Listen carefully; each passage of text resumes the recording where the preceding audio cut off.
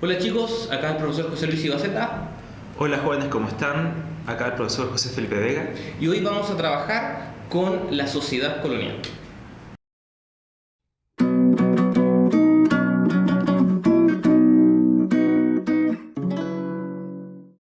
Muy bien chicos, el objetivo de aprendizaje que tenemos hoy día, Felipe, es analizar el proceso de formación de la sociedad colonial considerando elementos como la evangelización por un lado, la esclavitud y otras formas de trabajo no remunerado, los roles de género, la transculturación, el mestizaje, conceptos importantes que vamos a ver hoy día, la denominada sociedad de castas, entre otras cosas.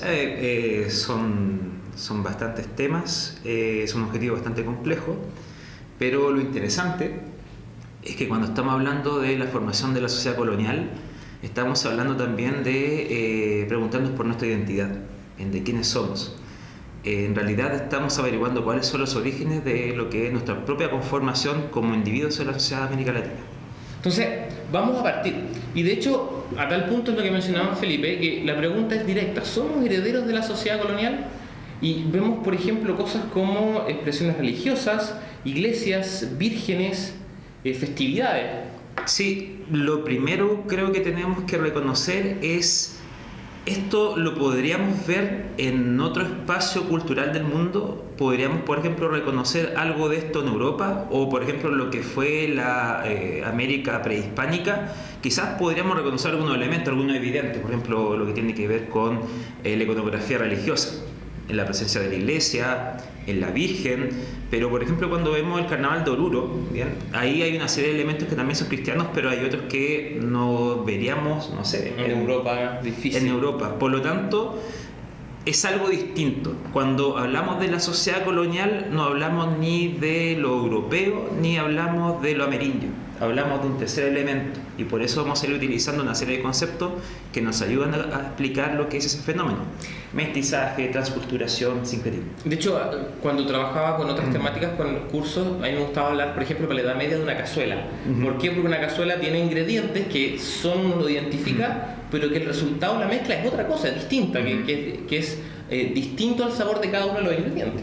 Además, hay otro punto esencial que tiene que ver con que cuando pensamos en los elementos que nos constituyen como cultura, a veces valoramos más unos y desvaloramos otros. Bien, y creo que ese también es un elemento que tenemos que analizar.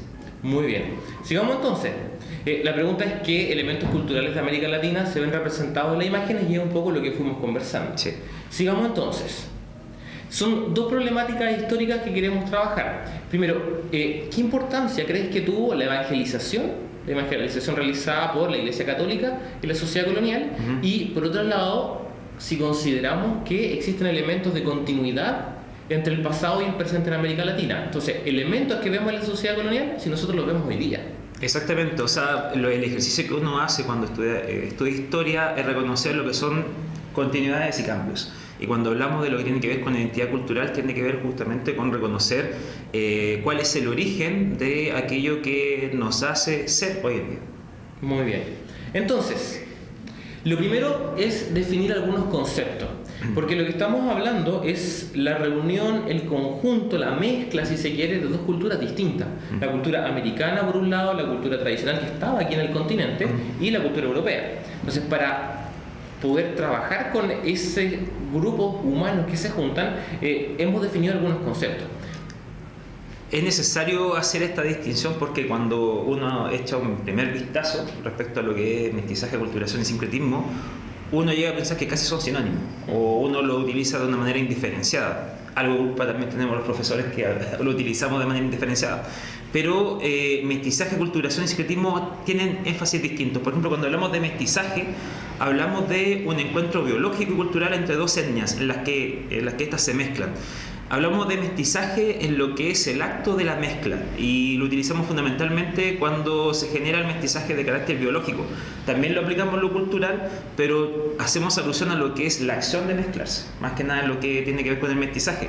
Cuando hablamos de la aculturación, bien, hablamos cuando un pueblo adopta elementos de otra cultura haciendo desaparecer aquellas que antes poseía. Por ejemplo, si un grupo indígena tenía un idioma propio, adopta el español y pierde el anterior idioma. A mí me recuerda este concepto de aculturación como la lógica de intentar amoldar algo. O sea, tengo un molde que es distinto y tengo una forma que no es del mismo molde, pero yo la meto hasta que queda de esa forma del molde, como que totalmente adaptada y que ya pierda la forma original, digamos. Sí, de cierta manera es como el de copar un espacio con otro. Bien, o sea, no pueden, digamos, interactuar, y por lo tanto conlleva también lo que es el fenómeno de la pérdida, o la pérdida de lo que son rasgos culturales.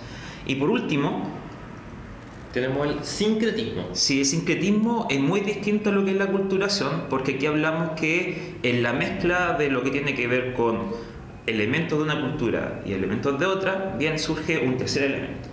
Bien, de cierta manera surge algo distinto, que posee elementos de una, de otra, pero que tiene una concepción y una lógica que es distinta a la de sus progenitores. Y es propia. Exactamente. Y vamos a irnos dando cuenta que dependiendo de los autores que nosotros vayamos considerando, algunos consideran fundamentalmente que hay más una aculturación, otros consideran que estamos hablando más de un sincretismo.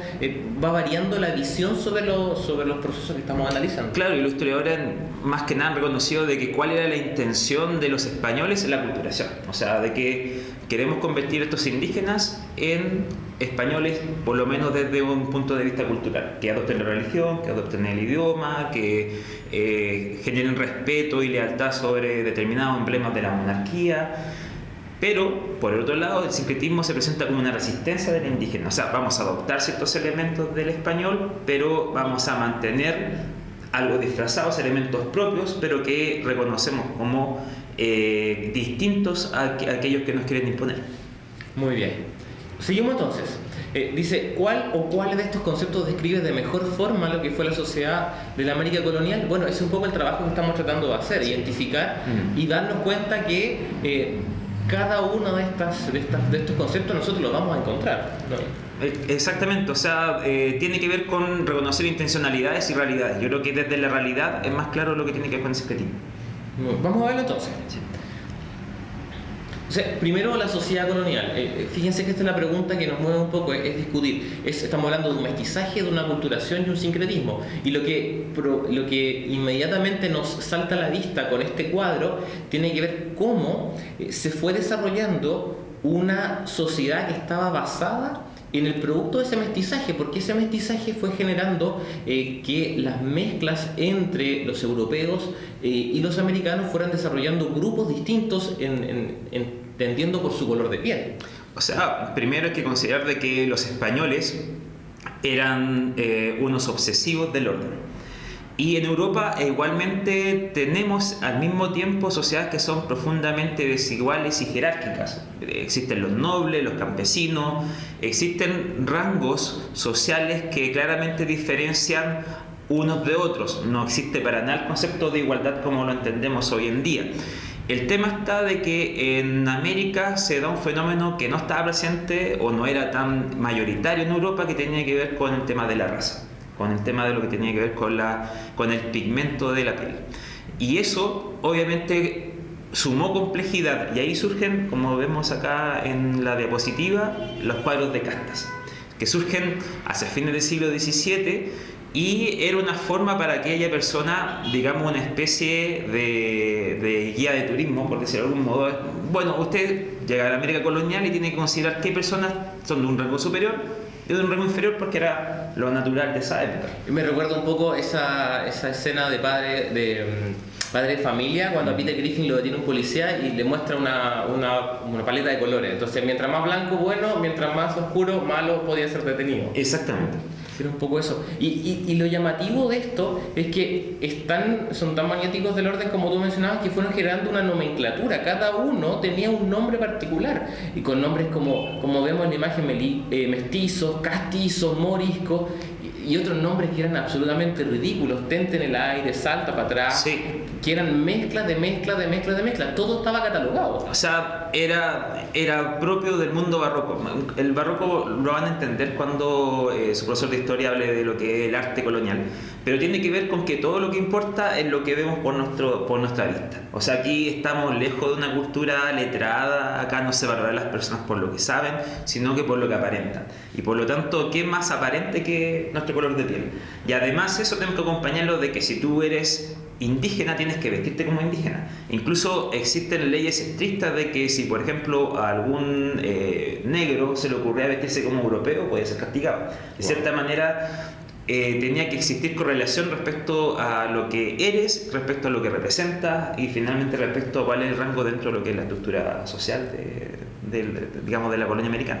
Entonces, esta sociedad de castas fue lo que lleva y termina, dice, cómo se refleja la mentalidad de la época en la pintura y qué diferencias sociales se pueden identificar en ella. Es lo que estábamos conversando. La ropa, la vestimenta y la jerarquización desde lo más claro hasta lo más oscuro. O sea, eso también nos lleva a preguntarnos, muchos historiadores, sociólogos, al ver el caso de América Latina, hablan del legado colonial y quizá uno de los rasgos, de lo que es el legado colonial tiene que ver con nuestros prejuicios y quizás qué tanto nuestros prejuicios siguen siendo respecto a lo que es el color de la piel, que lo blanco es mejor.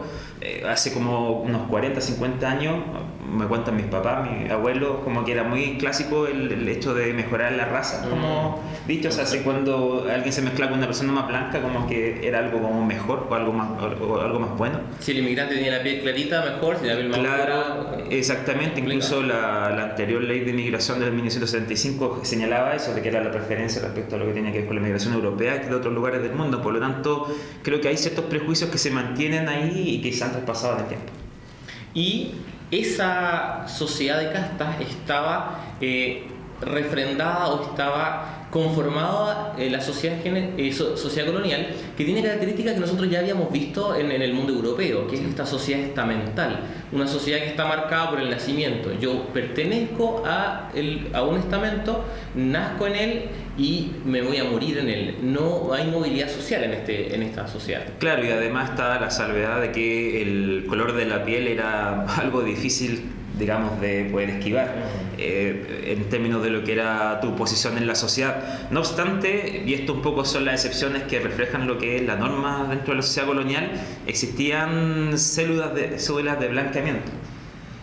Las células de blanqueamiento tenían que ver con, por ejemplo, a un mulato o alguien de alguna tonalidad de piel más o menos oscura le va bien en la vida.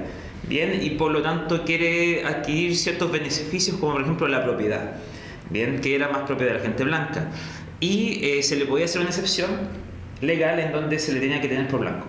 Eso es lo que decía la cédula. Wow, impresionante. Sí.